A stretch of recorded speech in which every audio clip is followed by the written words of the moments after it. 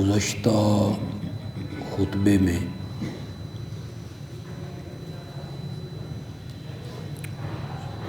اس عنوان پر گفتگو ہوئی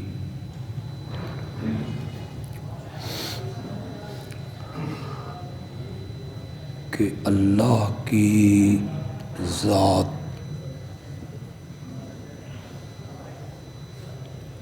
اور نبی اکرم صلی اللہ علیہ وسلم کی ذات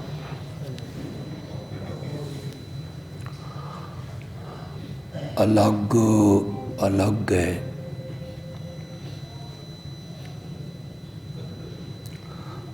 مگر دونوں کی بات ایک ہے۔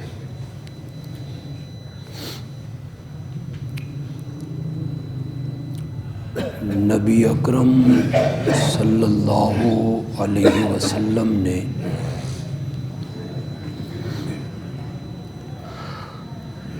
وہی کچھ کہنا ہے جو انہیں اللہ نے فرمانا ہے،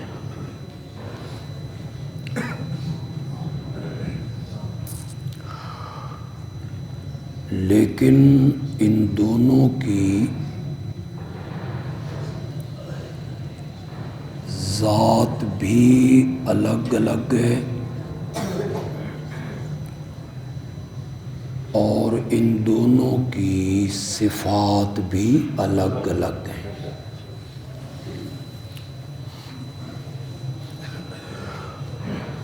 اللہ کی ذات وہ ذات ہے جس نے اپنے بارے میں کہا لم یلد ولم یولد،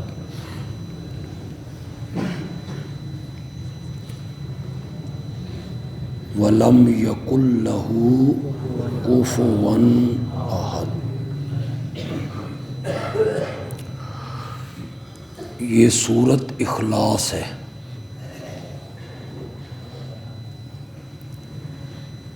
ہر مسلمان کو یہ سورت حفظ ہے، یاد ہے۔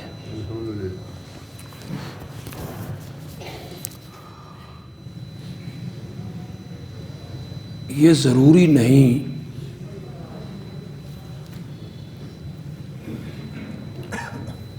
کہ نماز میں سورت فاتحہ کے بعد اسی سورت کو پڑھا جائے، یہ کوئی ضروری نہیں، بلکہ کہا گیا فَاقْرَؤُوا مَا تَيَسَّرَ مِنَ الْقُرْآنِ۔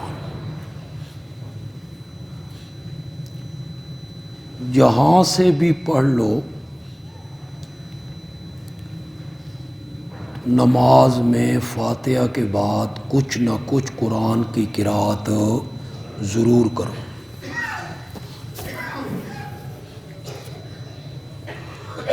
کوئی چھوٹی سورت پڑھ لو،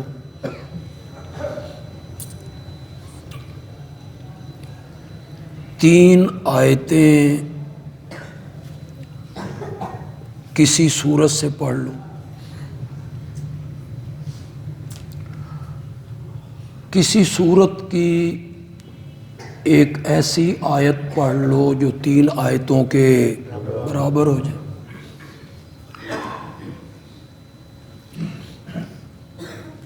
مگر ہم میں سے اکثر لوگوں کو قرآن پاک کی صورتوں میں سے کچھ آیتیں یاد نہیں ہوتی، آسانی کے لیے کہہ دیا گیا کہ چلو سورۃ اخلاص پڑھ۔ ویسے بھی اس میں اللہ کی خالص توحید بیان ہے،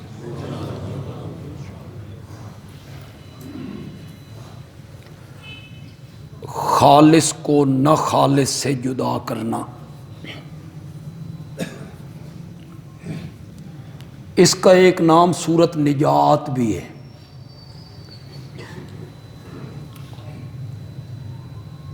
اس کا پڑھنے والا شرک سے، کفر سے نجات پا جاتا ہے، بشرطے کہ وہ سمجھ کے پڑھے۔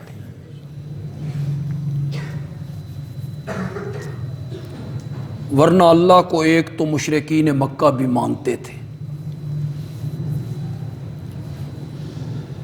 یا اس کو سورت نجات اس لیے کہتے ہیں کہ اس پر اعتقاد رکھنے والا آدمی جہنم کی آگ سے نجات پائے۔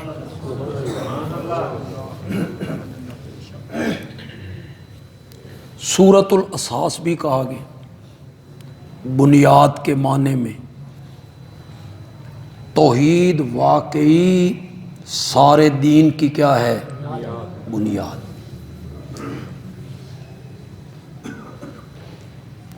سورہ توحید بھی کہا گیا،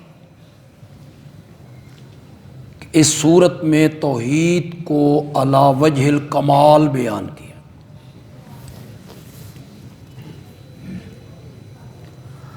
عظمت ایسی ہے کہ ایک لشکر کا آپ نے ایک صحابی کو امام بنایا، یہ لشکر جا رہا ہے، تم امام ہو، انہیں نماز پڑھاؤ گے۔ وہ صحابی جب نماز پڑھاتے نا، سورت فاتحہ پڑھ لیتے، اس کے بعد قرآن کی کوئی آیت، کوئی سورت تلاوت کر لیتے، آخر میں سورت اخلاص ضرور پڑھتے ہر رکعت۔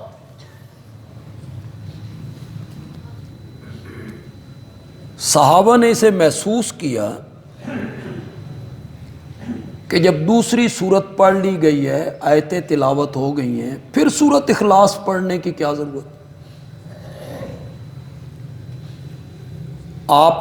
صحابہ نے واپسی پر نبی اکرم صلی اللہ علیہ وسلم سے اس کا ذکر کیا کہ یہ نماز پڑھاتے تھے تو اس طرح یہ قرات کرتے۔ آپ نے فرمایا اس سے پوچھو کہ وہ ایسا کیوں کرتا ہے؟ تو اس صحابی نے کہا اس صورت میں میرے رحمان کی صفات کا ذکر ہے، اس وجہ سے میں اس سے محبت کرتا ہوں، مجھے پیار ہے اس سے کہ اس میں اللہ کی، رحمان کی صفات کا ذکر ہے۔ آپ نے فرمایا اخبرو ہو، اس کو خبر دو کہ جس طرح یہ سورت اخلاص سے محبت کرتا ہے، اللہ بھی اس سے محبت کرتا ہے۔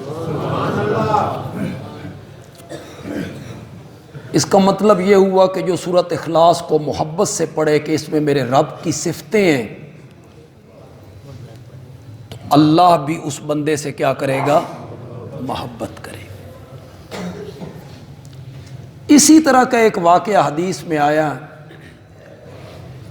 آپ نے مسجد قباء کا ایک انصاری کو امام بنایا،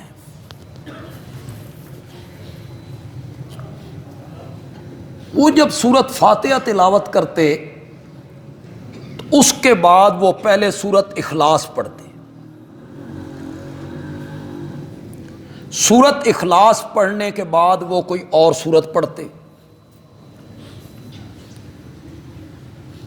تو آپ کے سامنے اس کا ذکر کیا گیا کہ ہر رکعت میں سورت اخلاص پڑھتے ہیں، اس کے بعد کوئی سورت ملا لیتے۔ آپ نے اسے بلایا اور پوچھا تم ایسا کیوں کرتے ہو؟ اس نے کہا یا رسول اللہ مجھے سورت اخلاص سے محبت ہے، اس محبت کی بنا پر میں اس سورت کو ہر نماز میں تلاوت کر لیتا ہوں، ہر رکعت میں۔ آپ نے فرمایا سورت اخلاص کے ساتھ تیری یہ محبت تجھے جنت میں ضرور داخل کرے۔ اس کا مطلب یہ ہوا کہ سورت اخلاص کو محبت سے پڑھا جائے کہ یہ رب کی صفتیں ہیں، رحمان کی صفات ہیں، تو یہ جنت میں داخلے کا کیا بنے گا؟ سبب بنے گا۔ اس سے بھی ایک دلچسپ روایت آپ کو سناتا ہوں۔ جبریل امین میرے آقا کی خدمت میں حاضر ہیں، اتنے میں سامنے سے حضرت ابو ذر آ گئے۔ ابو ذر غفاری، یہ ذہن میں رکھے، غفاری نہ غفاری، غفار ان کے قبیلے کا نام، عام لوگ دیکھتے ہیں تو غفاری پڑھ دیتے، ابو ذر غفاری۔ وہ سامنے سے آئے تو جبریل نے نبی پاک سے کہا یا رسول اللہ ابو ذر آ رہا ہے۔ آپ نے فرمایا تم ابو ذر کو پہچانتے ہو؟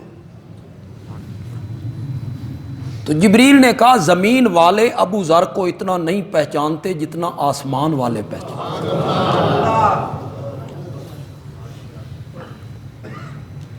آپ نے فرمایا اس کی وجہ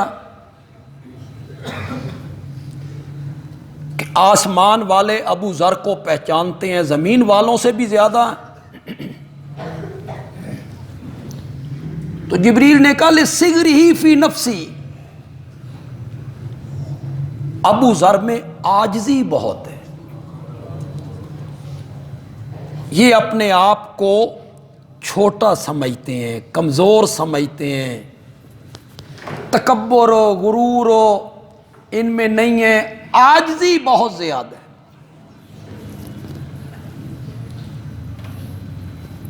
حضرت ابو ذر غفاری رضی اللہ تعالیٰ عنہ ان کا نظریہ یہ تھا کہ دولت جمع نہیں رکھنی چاہیے، جو آئے وہ تقسیم کر، ان کا اپنا خیال تھا۔ یہ نہیں ہے کہ کوئی قرآن کا یہ حکم ہے یا شریعت کا یہ حکم نہیں، انہیں صحابہ سمجھاتے بھی تھے کہ اگر اپنے پاس کچھ نہیں رکھنا تو پھر وراثت کے احکام کیوں؟ جب بندے کے پاس ہے ہی کچھ نہیں تو پھر قرآن نے وراثت کا حکم کیوں جاری کی کہ مرنے کے بعد جو وہ بندہ چھوڑے گا بیٹے کو اتنا ملے گا، بیٹی کو اتنا ملے گا، بیوی کو اتنا ملے گا۔ اگر جمع کرنا گناہ ہے تو پھر وراثت کے احکام کیوں؟ لیکن ان کا اپنا خیال تھا، وہ کہتے تھے مال جمع نہیں کرنا۔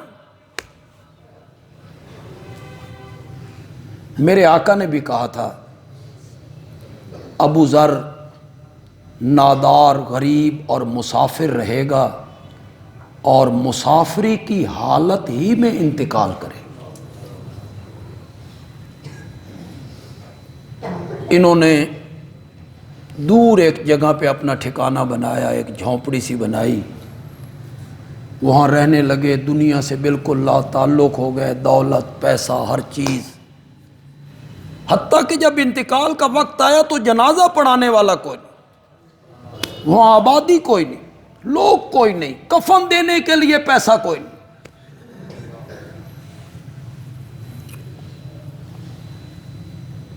کہ سامنے سے ایک قافلہ گزرا، اس میں کئی لوگ تھے جو حج کے لیے جا رہے تھے، ان کی اہلیہ نے انہیں روکا کہ اس جھونپڑی میں نبی اکرم کا ایک صحابی ابو ذر انتقال کر کے، یہ جو قافلہ آ رہا تھا اس میں حضرت عبداللہ ابن مسعود رضی اللہ تعالی جنہوں نے کفن دفن کا سارا انتظام کیا، جنازے کا سارا انتظام کیا۔ تو جبریل امین نے کہا کہ ابو ذر کو آسمان والے اس لیے جانتے ہیں کہ یہ ان میں عاجزی ہے، اپنے آپ کو معمولی سمجھتے ہیں، چھوٹا سمجھتے ہیں، ایک اس وجہ سے اور ایک اس وجہ سے کہ یہ اٹھتے بیٹھتے سورت اخلاص کی تلاوت کرتے رہتے ہیں۔ تو سورت اخلاص کی تلاوت کرنے کی وجہ سے آسمان والے بھی ابو ذر سے واقف۔ اسی طرح کا ایک واقعہ حضرت سعد ابن معاذ رضی اللہ تعالی عنہ کے ساتھ، یہ بڑے عظیم صحابی، ان کا انتقال ہوا تو میرے آقا نے فرمایا کہ 70,000 فرشتے سعد کے جنازے میں اتارے گئے۔ 70,000، 70 کا لفظ بھی کثرت سے کنایہ ہے، یعنی لاتعداد فرشتے۔ اس کی وجہ میرے آقا نے یہ بیان کی کہ حضرت سعد چلتے پھرتے اٹھتے بیٹھتے کام کرتے ہر وقت سورت اخلاص پڑھا کرتے، اس وجہ سے اللہ نے ان کے جنازے میں 70,000 فرشتوں کو اتارا۔ ایک صحابی حضرت معاویہ لیثی رضی اللہ تعالی عنہ، معاویہ نام کے بہت صحابی، ویسے تو یزید نام کے بھی صحابی، معاویہ نام کے بہت صحابی، یہ معاویہ لیثی ہے۔ یہ جو آج کل اعتراض کیا جاتا ہے کہ معاویہ کا نام صحیح نہیں ہے، غلط ہے، اور یہ بھونکنے کے معنی میں ہے، بھونکنے والی کتیا کو کہتے ہیں معاویہ، تو یہ نام ہی غلط ہے۔ یہ صرف مخالفین نہیں، سنی کہلانے والے بھی کہتے ہیں۔ میرے آقا حضرت محمد الرسول اللہ صلی اللہ علیہ وسلم کی عادت مبارکہ تھی کہ جو آدمی مسلمان ہوتا اگر اس کا نام غلط ہوتا تو میرے آقا اس نام کو بدل دیتے تھے، تبدیل کرتے تھے میرے آقا اس نام کو۔ اگر معاویہ کا نام غلط ہوتا اور اس کا معنی غلط ہوتا یا مذموم ہوتا تو میرے آقا بھی معاویہ نام کے آنے والے لوگ، مسلمان ہونے والے لوگوں کے نام کو کیا کرتے؟ بدل دے۔ اب میں کیسے سمجھاؤں؟ یہ ثلاثی مجرد نہیں ہے، مزید ہے، با مفعلہ سے ہے۔ اس کا معنی بھونکنے والی کتیا نہیں ہوتا، یہ مزید کا معنی کریں گے۔ معاویہ ایسے ستارے کو کہتے ہیں جس کے طلوع ہونے پر کتے بھونکنے لگتے ہیں، تو یہ کوئی مذموم معنی نہیں ہے۔ مذموم ہوتا تو میرے آقا اس نام کو بدل دیتے، تبدیل کرتے میرے آقا، ورنہ تو پھر جعفر کا کیا معنی ہے، اس کا معنی کیا ہے؟ دوسرے آپ کئی جو نام ہیں بظاہر ان کا نام معنی اچھا معلوم نہیں ہوتا، تو یہ جس صحابی کی میں بات کر رہا ہوں یہ معاویہ لیثی ہیں۔ غزوہ تبوک میں جبریل نے میرے نبی کو اطلاع دی صبح سورج طلوع ہونے کے بعد کہ یا رسول اللہ، آپ کا صحابی معاویہ لیثی مدینے میں انتقال کر گیا ہے اور رب نے اس کے جنازے پر 70,000 فرشتوں کو اتارا ہے۔ میرے آقا نے پوچھا اس فرشتوں کے اترنے کی وجہ کیا ہے؟ تو جبریل امین نے کہا یا رسول اللہ، آپ کا یہ صحابی اٹھتے بیٹھتے ہر وقت سورت اخلاص کی تلاوت کیا کرتا تھا۔ اللہ آپ کو بھی توفیق دے. یہ تو کوئی مشکل کام نہیں. لوگوں کی بڑی عادت ہوتی ہے جہاں کوئی بزرگ ملا، اللہ والا ملا، کوئی نیک بندہ ملا، اس کے قریب ہوئے، حضرت جی کوئی وظیفہ دسو، وظیفہ کوئی بتائیں آپ، اور پھر اس کے بتائے ہوئے وظیفے کو وہ سمجھتے ہیں یہ کوئی نص ہو گئی ہے. وہ بزرگوں کے تجربے ہوں گے نا، تجربہ ہوگا اس بزرگ کا کہ یہ وظیفہ پڑھو تو اس لیے، یہ وظیفہ پڑھو تو یہ کام ہو جاتا ہے، یہ اتنی نیکیاں ملتی ہیں. ہم اس وظیفے کو کیوں نہ پڑھیں جس کی عظمت اور نیکیوں پر مہر لگائی ہے میرے نبی نے. یہ میں نے آپ کو پانچ روایتیں سنا دیں. سورۃ اخلاص، قل هو اللہ احد، وہ اللہ ایک ہے.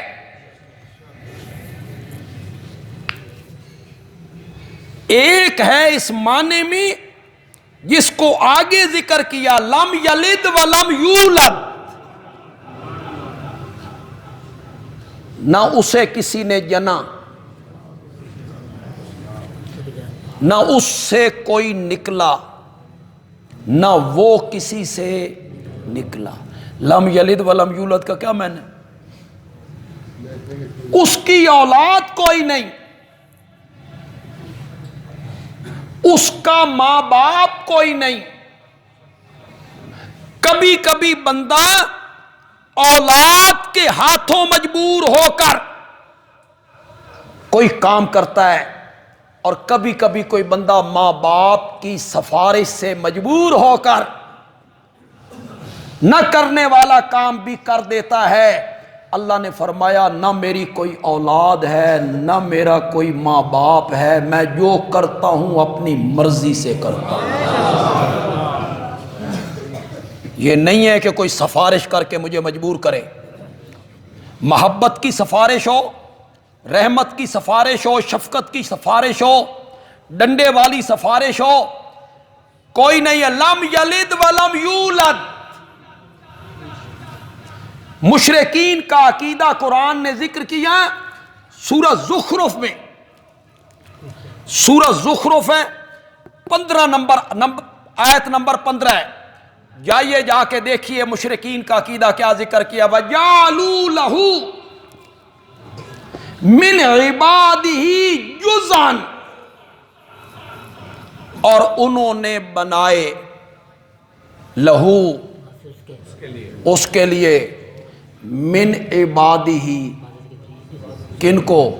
اس کے بندوں کو، اس کا بنایا جزءاً. کرو تو صحیح میں نے. یہ تو مشرکین کا، عیسائیوں کا، یہودیوں کا قرآن نے نظریہ ذکر کیا ہے. وَجَعَلُوا لَهُ مِنْ عِبَادِهِ جُزْءًا، اور انہوں نے اللہ کے بندوں میں سے کچھ بندوں کو اس کی جز بنایا، اس کا حصہ بنایا. انہوں نے کہا عزیر اللہ کی جز ہے، ابن اللہ ہے. عیسائیوں نے کہا عیسیٰ اللہ کی جز ہے، حصہ ہے. مریم اللہ کی جز ہے. مشرکین مکہ نے کہا فرشتے اللہ کی بیٹیاں ہیں، اور ہمارے مہربانوں نے کہا ہمارے نبی نور من نور اللہ ہیں. اور قرآن نے کیا کہا تھا؟ لم یلد لم یولد، اس سے کوئی نہیں نکلا، نہ وہ کسی سے نکلا. اللہ کی کوئی جز ہو، اللہ کی ذات کا کوئی حصہ ہو، یہی مبالغہ ہے. اسی کو غلو کہتے ہیں، جس کو قرآن نے کہا لا تغلو فی دینکم، اپنے دین میں غلو نہ کرو، غلو نہ کرو اپنے دین میں. غلو کا مطلب یہ ہے کہ اپنے نبیوں کو مقام عبدیت سے نکال کر مقام الوہیت میں داخل نہ کرو. جو ان کا مرتبہ ہے اسی پہ رکھو. میرے آقا نے کہا تھا لا ترفعونی فوق منزلتی التی انزلنی اللہ تعالی. میرے آقا دیکھ رہے تھے نا عیسائیوں کو، یہودیوں کو، انہوں نے اپنے اپنے نبیوں کے مرتبے کو بڑھایا، رب کی صفات میں داخل کیا. دیکھ رہے تھے، خطرہ محسوس کیا میرے نبی نے، فرمایا لا ترفعونی. رفع کسے کہتے ہیں؟ اٹھانا، بلند کرنا. لا ترفعونی فوق منزلتی، جس منزل پہ، جس مرتبے پہ رب نے مجھے رکھا ہے، مجھے اس مرتبے سے اوپر نہ لے جانا. جس مرتبے پہ، جس درجے پہ رب نے مجھے رکھا ہے، مجھے اس مرتبے سے اوپر نہ لے جانا. یا رسول اللہ آپ کا مرتبہ کیا ہے؟ آپ نے کہا ہوگا آگے اس حدیث کے آگے، میں اللہ کے نور میں سے نکلا ہوں. انما انا نور من نور اللہ، یہ ہے میرا مرتبہ، اس پہ مجھے رکھنا. بڑی آسان سی عربی ہے، آپ سمجھیں گے، مجھے ترجمے کی ضرورت بھی نہیں پڑے گی. میرے مرتبے سے مجھے اوپر نہ لے جانا. یا رسول اللہ کیا ہے آپ کا مقام؟ فرمایا انما انا عبد اللہ، انما انا عبد اللہ ورسولہ، میں اللہ کا بندہ پہلے ہوں، رسول ہو بعد میں. میرے آقا نے تو منع کی ہے. کیسے عاشق ہیں آپ، کیسے محب ہیں آپ، جو اپنے محبوب کی بات کو ماننے کے لیے آپ تیار نہیں. محب ایسے ہوتے ہیں، عاشق ایسے ہوتے ہیں جو اپنے محبوب کی بات کو تسلیم نہ کریں. محبوب کیا کہتا ہے؟ محبوب کہتا ہے لا تطرونی کما اطرت النصارى عیسی ابن مریم،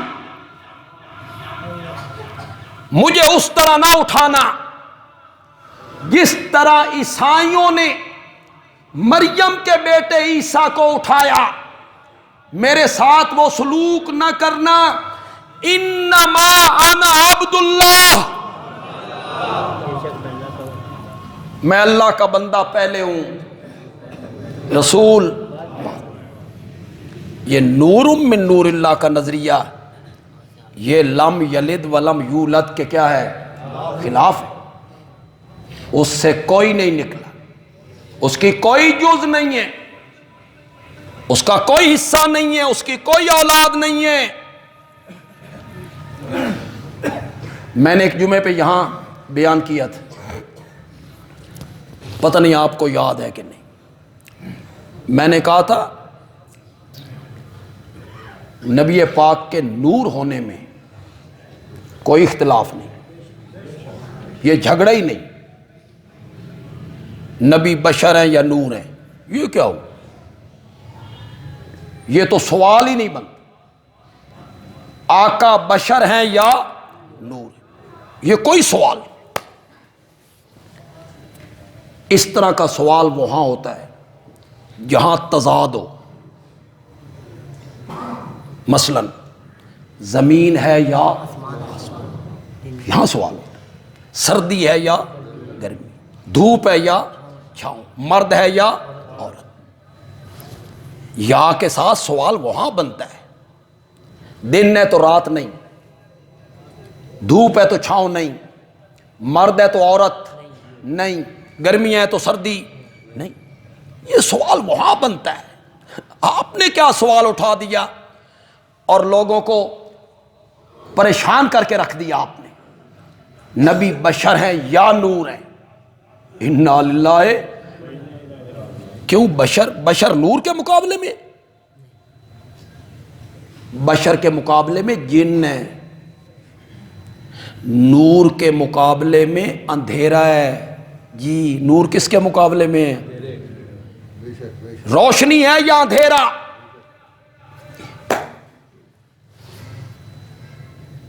کوئی مجھ سے پوچھے بندے علوی صاحب تسی عوان ہو کہ مولوی ہو، بنتا ہے سوال، عام کانہ سوال ہے، کیوں عوان مولوی نہیں ہو سکتا؟ کوئی بندہ راہ گزرتے ہوئے کسی موچی سے پوچھے تو مسلمان ہے کہ موچی ہے، بنتا ہے سوال، کیوں موچی مسلمان نہیں ہو سکتا؟ یہ سوال جب مجھ سے پوچھا جائے گا کہ تم عوان ہو یا مولوی، تو میں کہوں گا قومیت کے لحاظ سے عوان ہوں، علم کے لحاظ سے مولوی۔ وہ موچی کہے گا پیشے کے لحاظ سے موچی ہوں، مذہب کے لحاظ سے مسلمان ہوں۔ میرا نبی ذات کے اعتبار سے بشر ہے، صفت کے اعتبار سے نور ہے۔ ذات بشر ہے، آمنہ کے بیٹے ہیں، عبداللہ کے بیٹے ہیں، عبد المطلب کے پوتے ہیں، ذات کے اعتبار سے بشر ہیں، صفت میرے نبی کی کیا ہے؟ نور ہے۔ اس کا کون منکر ہے؟ میرے نبی نے ہی توحید کی روشنی پھیلائی، کفر کے اندھیروں میں ایمان اور اسلام کی روشنی میرے نبی نے پھیلائی۔ تم نے کیا نور ماننا ہے؟ تم کمکموں جیسا نور مانتے ہو، سورج اور چاند جیسا نور مانتے ہو۔ تمہیں کون سمجھائے؟ یہ کمکما، یہ چاند، یہ سورج، یہ ستارے، یہ میرے نبی کے نور کا مقابلہ کریں گے؟ یہ کیا ہے؟ اس کی روشنی اندر ہے، باہر کوئی نہیں، باہر ہے تو اندر کوئی نہیں۔ سورج کی روشنی دن میں ہے تو رات میں نہیں، رات میں ہے تو دن میں نہیں۔ چاند کی روشنی رات میں ہے تو دن میں نہیں، پھر چاند کی روشنی بڑھتی گھٹتی رہتی، پھر چاند سورج کی روشنی قیامت کے دن نہیں ہوگی۔ یہ ناقص نور ہیں، نامکمل نور ہیں، اندر ہے تو باہر کوئی نہیں، باہر ہے تو اندر کوئی نہیں، دن میں ہے تو رات میں کوئی نہیں، رات میں ہے تو دن میں کوئی نہیں۔ میرے نبی کا نور اتنا کامل، مکمل اور اکمل نور تھا جو چمکا مکے اور مدینے میں، اور چین، بلخ، بخارا، ہندوستان کے لوگوں کی اندھیری کوٹھریوں کو روشن کر کے رکھ دیا تھا۔ تم نے آج تک لوگوں کو ورغلایا ہے صرف نور نور کر کے، پھر کبھی نور من نور اللہ کہہ دیتے ہو۔ نور کی حقیقت تو بتاؤ لوگوں کو۔ یہ قرآن نور نہیں ہے، بولو نہیں ہے نور، خود کا ہے، ہم نے نور اتارا۔ لوڈ شیڈنگ ہو جائے، اسے کھول کے رکھو، روشنی ہوتی ہے؟ پھر سانوی دسو نور دا کی مینا، لوگوں کو پاگل بناتے رہتے ہو، نور ہیں نور ہیں، لوگ سمجھتے ہیں کمکمے والا نور۔ قرآن کے لفظ جو ہیں یہ کالے ہیں، یہ سفید ہیں؟ کالا نور ہے، نور کالا ہوتا ہے۔ میرے نبی کی داڑھی مبارک نور تھی کہ نہیں تھی؟ سفید تھی کہ کالی؟ صرف 17 بال سفید تھے، اور نور کالا نہیں ہوتا۔ میرے نبی کی زلفیں نور تھی، کالی تھی، اور نور کالا نہیں ہوتا۔ تو ہمیں بھی سمجھاؤ بھائی نور کا معنی کیا ہے؟ بس صرف گاتے رہو گے آ گیا وہ نور والا جس کا سارا نور ہے، چپا چپا نور کا ہے، سب صرف گانا ہے آپ نے؟ لوگوں کو بتاؤ نا نور کا کیا معنی ہے، قرآن کے نور ہونے کا کیا معنی ہے؟ ہمیں کہتے ہو ہم نور نہیں مانتے، میرے نبی کا سونا بھی نور ہے، میرے نبی کا صبح جاگنا بھی نور ہے، मेरे नबी का सवारी पे आना भी नूर है, मेरे नबी का सवारी से उतरना भी नूर है, मेरे नबी का मस्जिद में आना भी नूर है, मस्जिद से निकलना नूर है, मेरे नबी का वुजू करना नूर है, मेरे नबी का तयम्मुम करना नूर है, मेरे नबी की सुलह नूर है, मेरे नबी की जंग नूर है, मेरे नबी का सफर नूर है, मेरे नबी का हजर नूर है। और उर्दू अदब की चाशनी देने लगा हूं, जरा लुत्फ लीजिए। मेरे नबी का दिन भी नूर है, मेरे नबी की रात भी नूर है, मेरे नबी की सुबह नूर है, मेरे नबी की शाम नूर है, मेरे नबी का सफर नूर है, मेरे नबी का खाना नूर है, मेरे नबी का पीना नूर है। चल एक वहाबी का अकीदा सुन, मेरे नबी का पांव मुबारक जूती में डालना भी नूर है। लेकिन लोगों को बताओ नूर का माना क्या है? ए समझी फिर देनी कुमकुम आला नूर। इनको बता नूर का माना क्या है, कुरान के नूर होने का क्या माना है।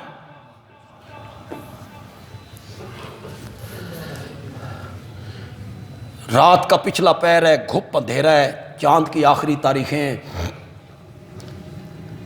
ड्राइविंग सीट पे ड्राइवर बैठा हुआ है,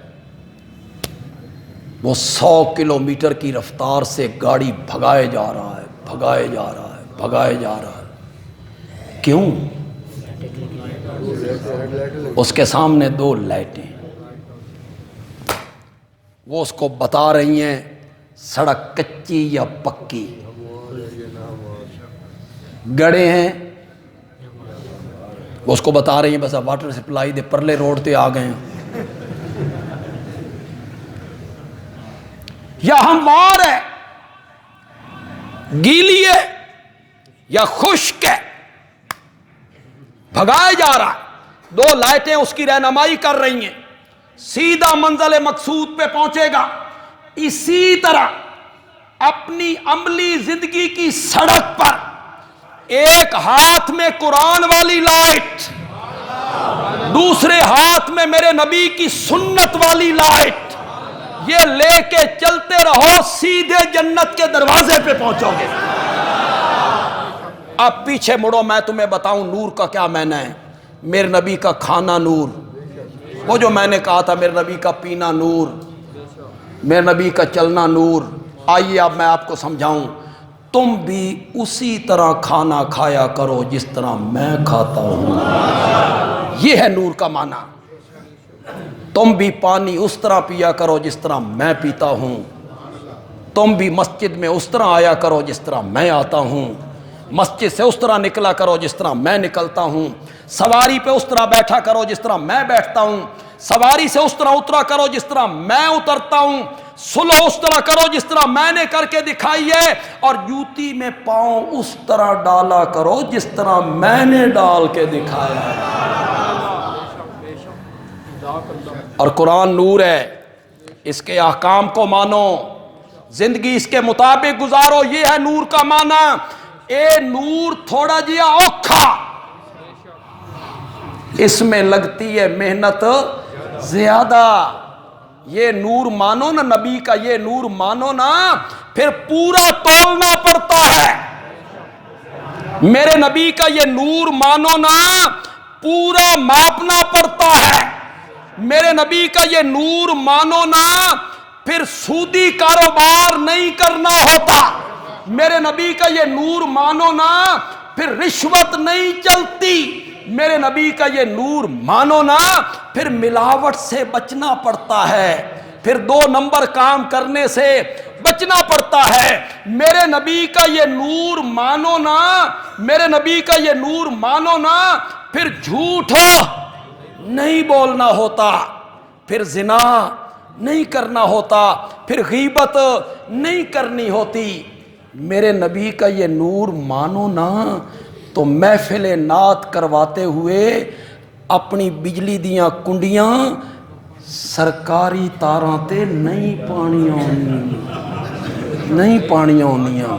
ये नूर थोड़ा जिहा औखा, اس پہ لگتی ہے محنت زیادہ. آ گیا وہ نور والا جس کا سارا نور ہے, چپا چپا نور ہے کا ہے, سب گھرانہ نور کا. اے نور تھوڑا جیا سوکھا, اس میں لگتا شگتا کچھ نہیں, اس میں صرف 500 کی جھنڈیاں لگانی ہیں, نبی راضی ہوگی. تو اے نور سمجھی پھرنا. آج آپ نے نور کا مفہوم سمجھا کہ کون نہیں سمجھا؟ وہ جو میں نے کلپ چڑھایا اس کا ایک مولوی صاحب نے جواب دیا, میں تو ان کا نام بھی نہیں جانتا, زیادہ سنتا بھی نہیں, اور اس بحث میں پڑھنا بھی نہیں چاہتا کہ میں الگ سے جواب دیتا پھروں. ان کو ہر بولنے والے کو جواب دینا ضروری بھی نہیں ہوتا, لیکن انہوں نے میرا نام لے کے میری تقریر چڑھا کے پھر نور من نور اللہ پہ دلیلیں دی. میں نے کہا تھا اختلاف نور میں نہیں ہے, اختلاف کس میں ہے؟ نور من نور. اس میں انہوں نے کہا مصنف عبد الرزاق کی روایت ہے, فلاں عالم نے لکھی, فلاں نے لکھی, فلاں نے لکھی, فلاں نے لکھی, فلاں نے لکھی. میں نے کہا جنہوں نے لکھی نا, اگر وہ آج میرے سامنے ہوتے نا, میں ان سے بھی یہی پوچھتا کہ مصنف عبد الرزاق سے دکھاؤ, لے آؤ, اس کی سند پیش کرو. ہر عالم سے میں پوچھتا, 10 عالموں کا 10 علماء کا نام لے لیا, فلاں نے لکھا, فلاں نے لکھا, فلاں نے لکھا, سب نے کہا مصنف عبد الرزاق میں. بندیالوی چیلنج کرتا ہے قیامت کی صبح تک تم میں ہمت ہے تو مصنف عبد الرزاق سے یہ روایت نکال کے دکھا لاؤ. باقی عالم کہتے ہیں مصنف عبد الرزاق لکھتا ہے, مصنف عبد الرزاق لکھتا ہے. مصنف عبد الرزاق چھپ نہیں گئی, ہمارے پاس بھی چھپ گئی ہے. ان علماء کی بات اب کیسے معتبر ہو سکتی ہے جبکہ مصنف عبد الرزاق موجود ہے صحیح سند کے ساتھ؟ کوئی ایک روایت میرے نبی نے کہا میں اللہ کے نور میں سے نکلا ہوں, کوئی ایک روایت, کسی ایک صحابی کا قول, 4 اماموں میں سے کسی ایک امام کا قول لاؤ. تو ہاڈے نزدیک مردیاں نال گلاں ہو سکدیاں نے, ساڈے نزدیک نہیں ہوتی. جو مر جاتا ہے وہ سنتا نہیں ہے. دنیا والوں کا کوئی کلام, پیغام, سلام نہ دور سے سنتا ہے نہ قریب سے سنتا ہے, چاہے وہ نبی ہو, ولی ہو, پیر ہو, فقیر ہو, شہید ہو. ہمارا نظریہ ہے کہ دنیا والے کا کوئی کلام مرنے والا نہیں سنتا, بات نہیں کر سکتا. تمہارے نزدیک تو باتیں بھی ہوتی ہیں, خیر خیریت بھی پوچھی جاتی ہے, سنتے بھی ہیں, جواب بھی دیتے ہیں. جاؤ جو تمہارے بزرگ اور علماء فوت ہو گئے ان کی قبروں پہ جاؤ, انہیں پکارو, بے بندیالوی چیلنج کر دیتا, اسی پھسے پے ہاں, ساڈی مدد کرو. جاؤ ان سے پوچھو. لوگوں کو پاگل بناتے ہو, مصنف عبد الرزاق میں لکھا ہوا ہے, فلاں میں لکھا ہوا ہے. صحیح سند کے ساتھ ایک روایت پیش کرو. آپ نے کہا میں اللہ کے نور میں سے نکلا ہوں, اس کے مقابلے میں قرآن پاک کی کتنی آیتیں پیش کروں گا. قل انما انا بشر مثلکم هل کنت الا بشر رسولا. میرے نبی نے کہا, میرے پیغمبر آپ کہیں انما انا بشر مثلکم, میں بشر ہوں جیسے تم. هل کنت الا بشر رسولا, میں نہیں ہوں مگر بشر رسول ہوں. کوئی ایک آیت ہے, خدا دی قسم ہے, غالباً سورت بنی اسرائیل میں یہ حل کنت الا بشر رسولا. اس سے آگے اللہ نے کہا اگر زمین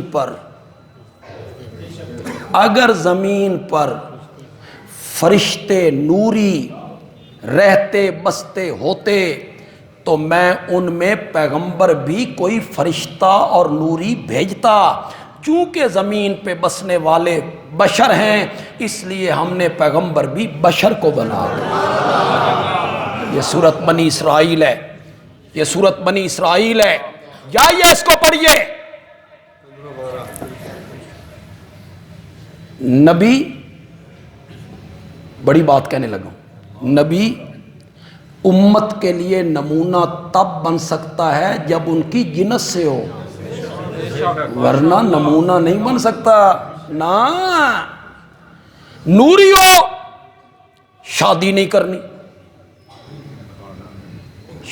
نوری نے تو شادی نہیں کرنی، نور نے شادی کیوں کرنی؟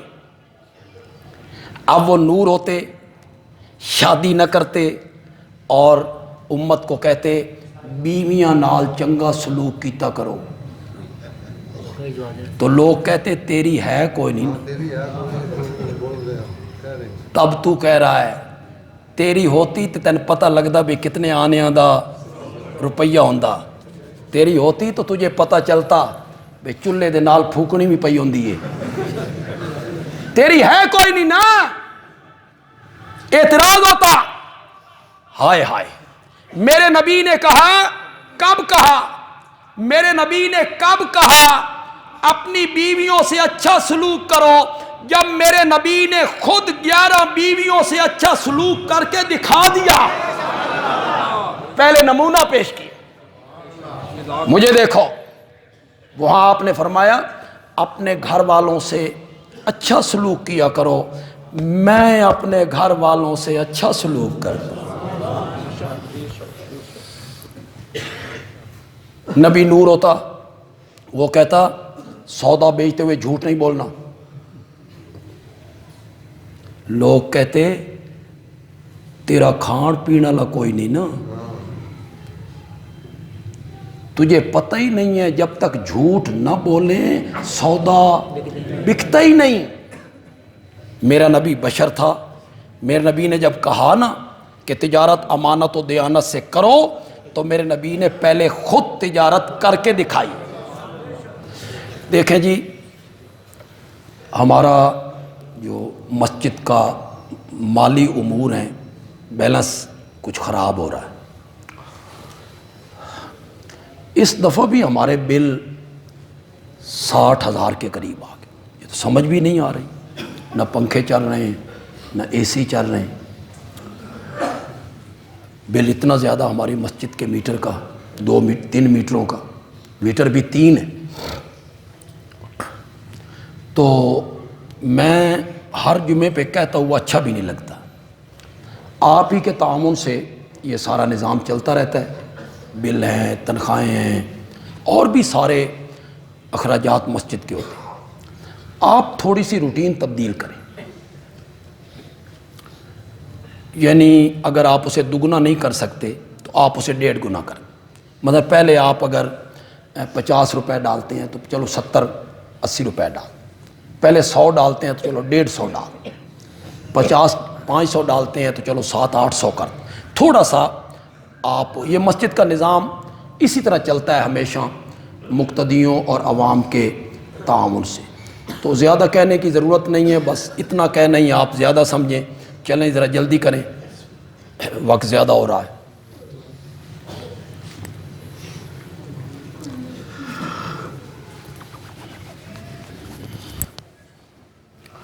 میں عرض یہ کر رہا تھا کہ اللہ کی ذات الگ ہے اور میرے نبی صلی اللہ علیہ وسلم کی ذات، اللہ کی صفتیں الگ ہیں اور میرے نبی کی صفتیں الگ. یہ ایک نہیں ہے، ذات بھی ایک نہیں ہے، صفات بھی ایک نہیں ہے، لیکن دونوں کی بات جو ہے وہ کیا ہے؟ اللہ کی بھی ماننی ہے اور اسی طرح اللہ کے نبی کی بھی ماننی. دونوں کی بات میں فرق نہیں ہے. اللہ کچھ اور کہے اور اللہ کے نبی کچھ اور کہے.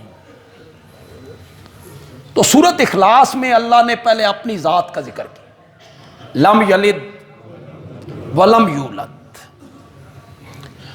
اللہ الصمد. آپ کو سمجھانے کے لیے معنی کرتے ہیں اللہ بے نیاز ہے. اللہ بے نیاز ہے۔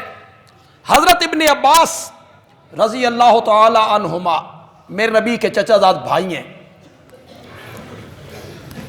مفسر قرآن ہیں، انہوں نے معنی کیا الصمد وہ ہے حاجات میں جس کی طرف سب لوگ رجوع کریں،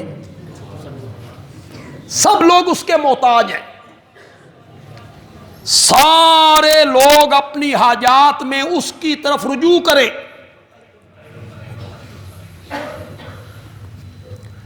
حضرت سید عطا اللہ شاہ بخاری رحمۃ اللہ علیہ نے پنجابی میں معنی کی الصمد اور خلاصہ نکال کے رکھ دی۔ الصمد وہ ہے جس دے بانجوں کسی دا کام نہ ٹرے تے اس دا کام ہر کسے دے بانجوں پیا ٹرے، اسے کسی کی حاجت نہ ہو اور کسی دا کم اس دے بانج نہ ٹرے، اسی کی مرضی سے چلے۔ حاجات میں جس کی طرف رجوع کیا جائے، لم یلد ولم یولد، نہ اس نے کسی کو جنا نہ وہ جنا گیا،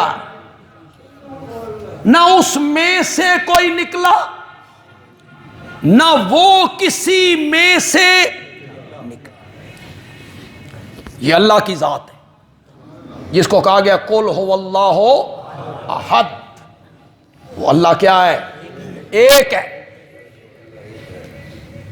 اپنی ذات کے لحاظ سے بھی کیا ہے؟ ایک ہے۔ اپنی صفات کے لحاظ سے بھی ایک ہے۔ اللہ کا یہ نام ہے احد۔ یہ سارے قرآن میں صرف ایک جگہ پہ آئے، یہی، کسی جگہ پہ بھی نہیں۔ یہ بھی توحید کی دلیل، اسے اللہ نے صرف ایک جگہ پہ ذکر کی۔ احد کسی پر اطلاق نہیں ہو سکتا۔ اس کے بالمقابل ایک لفظ ہے واحد، معنی اس کا بھی یہی ہے، لیکن وہ دوسروں پر بھی اطلاق ہوتا ہے۔ رجل واحد ہوتا رہتا ہے اطلاق، لیکن احد، یہ جو احد کی صفت ہے، یہ صرف اور صرف کس کے لیے ہے؟ اللہ۔ میں آئندہ جمعہ اس کے مقابلے میں انشاءاللہ ذکر کروں گا کہ اللہ کی تو یہ صفتیں ہیں، یہ ذات ہے، اس کے مقابلے میں نبی اکرم صلی اللہ علیہ وسلم کی کیا صفات ہیں۔ اللہ کی صفت کیا ہے؟ لم یلد ولم یولد، یہ اللہ کی صفت ہے۔ اس کے مقابلے میں نبی پاک صلی اللہ علیہ وسلم کی کیا صفات ہیں، میں آئندہ جمعہ اس کو ذکر کروں گا۔ آپ ذرا جلدی آیا کریں تاکہ آپ پورا مضمون سن سکیں۔ ہمارے